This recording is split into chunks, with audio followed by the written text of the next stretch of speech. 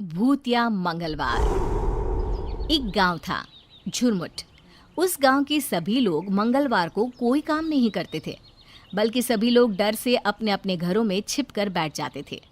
उन गांव वालों का कहना था कि इस गांव में एक तांत्रिक का साया घूमता है, वो भी सिर्फ मंगलवार के दिन। तांत्रिक मंगलवार के दिन भूत बनकर आता था एक आदमी की बलि लेने। और आज सोमवार था, इसलिए सभी अपने खेतों में जल्दी जल्दी काम निपटाकर घर के लिए जा रहे थे। अरे भाई, काम खत्म हो गया हो तो घर चले, रात होने वाली है और कल मंगलवार है।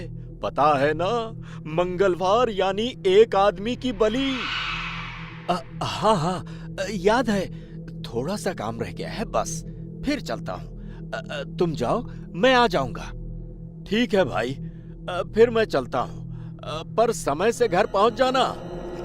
सभी लोग अपने अपने खेतों का काम खत्म करके घर जा चुके थे, पर सत्तू अभी भी खेतों में काम कर रहा था। हाँ, चलो काम तो खत्म हो गया। कल का भी काम मैंने आज ही खत्म कर लिया। एक दिन अपना क्यों खराब करूं मैं?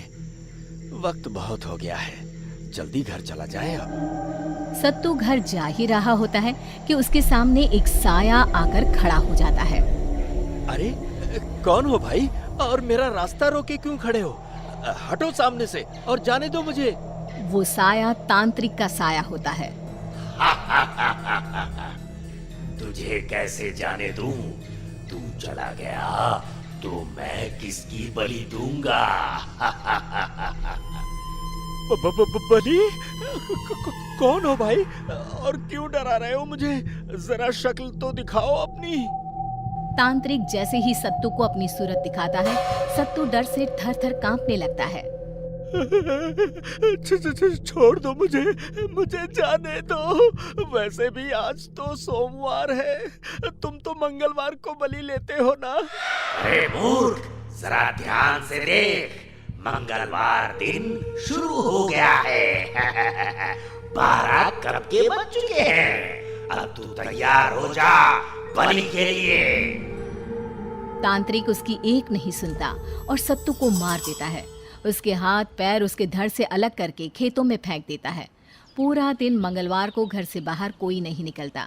मंगलवार का दिन खत्म होते ही सत्तू की पत्नी शांता पूरे गांव में अपने पति को ढूंढती है।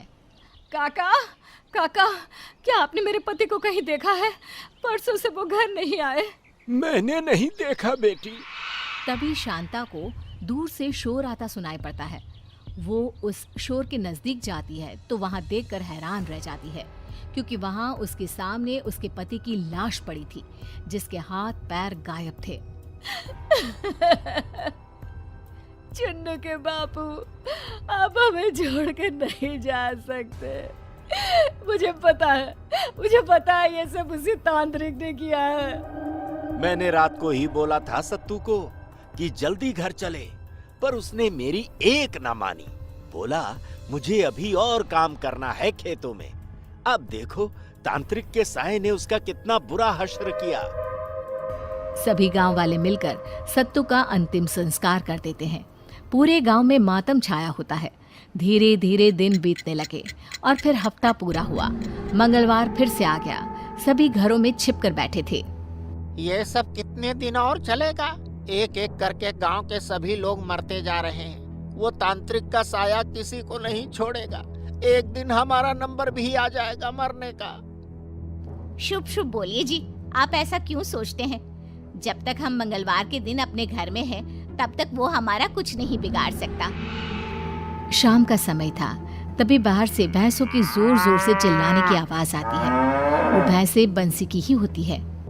ये भैंसें इतना काहे चिल्ला रही है? इनके लिए तो मैंने पहले से ही पानी और चारा रख दिया था, फिर क्या हुआ? अरे भगवान, हो सकता है उनके नजदीक कोई सांप हो। ये गांव है, खुले में सांप बिच्छू तो घूमते ही रहते हैं। अब क्या करें? कहीं भैंसों को काट लिया तो? इन्हीं भैंसों का दूध बेचकर ही तो हम अपना घर चलाते हैं। मुझे बाहर जाकर देखना होगा।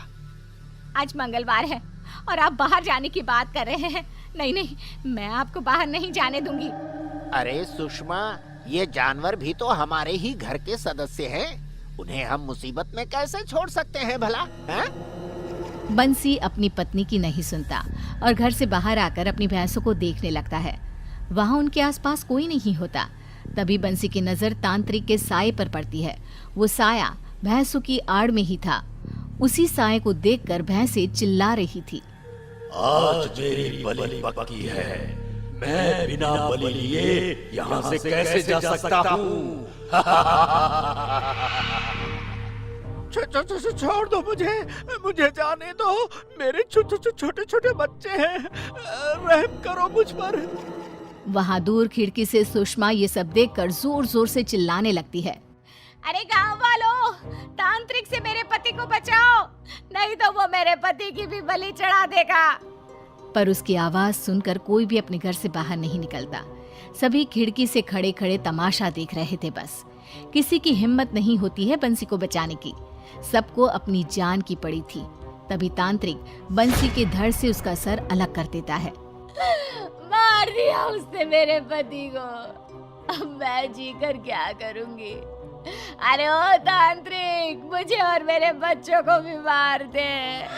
अभी नहीं, अगले मंगलवार को आऊंगा फिर से एक बलि लेने। तांत्रिक डरावनी हंसी हंसते हुए वहां से गायब हो जाता है। फिर से गांव में मातम छा जाता है। सुबह होते ही सभी गांव वाले सरपंच के पास जाते हैं। सरपंच जी, ये सब कब तक चलेगा? एक एक करके वो तांत्रिक सभी को मारता जा रहा है। सब पता होने पर भी हम हाथ पे हाथ रखकर कैसे बैठ सकते हैं? नरेश बिल्कुल सही बोल रहा है सरपंच जी। अब आप ही बताइए क्या करें जिससे कि तांत्रिक का साया इस गांव से हमेशा के लिए चला जाए। अब आप सबकी जिम्मेदारी मैं लेता हूँ। अगले मंगलवार किसी भी गांव वाले की जान नहीं जाएगी। मतलब क्या है आपका सरपंच जी?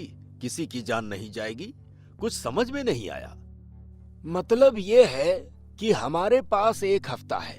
अगर मैं कुछ नहीं कर पाया तो मैं खुद तांत्रिक के सामने अपनी बलि दे दूंगा। सरपंच की ये बातें सुनकर सभी हैरान रह जाते हैं। अगले दिन सरपंच बड़ी गहरी सोच में डूबा हुआ हुक्का पी रहा था। तभी शहर से उसका पोता मानव वहां आता है। बताओ तो कौन है? इन हाथों के स्पर्श को मैं कैसे भूल सकता हूँ? ये हाथ मेरे पोते मानव के हैं। दादाजी, आपने मुझे झट से पहचान लिया, वो भी बिना देखे। मानव अपने दादाजी के पैर छूता है। दादाजी, आप कैसे हैं? अच्छा, पहले ये बताइए, मैंने देखा आप बड़ी गहरी सोच में बैठे हुए थे। ऐसा क्या सोच रहे थे कि मेरे आने की आहट भी आपने नहीं सुनी?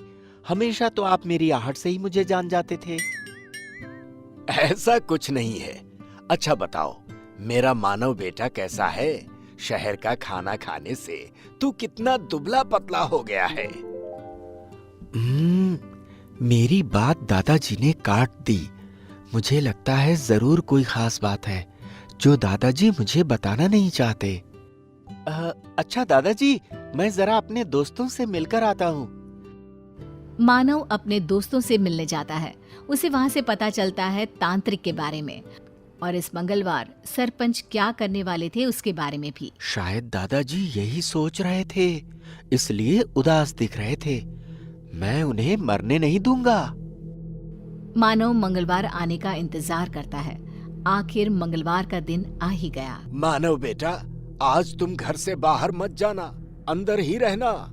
ऐसा क्यों दादाजी? मैं तो जरूर जाऊंगा। अरे नहीं नहीं बेटा, तू अपने दादाजी की बात नहीं मानेगा क्या? दादाजी, मुझे सब पता चल गया है। आज उस तांत्रिक को आप नहीं, मैं दूंगा अपनी बलि। इतना बोलते ही मानव घर से बाहर चला जाता है। तभी उसके सामने तांत्रिक का साया आकर खड़ा हो जाता है।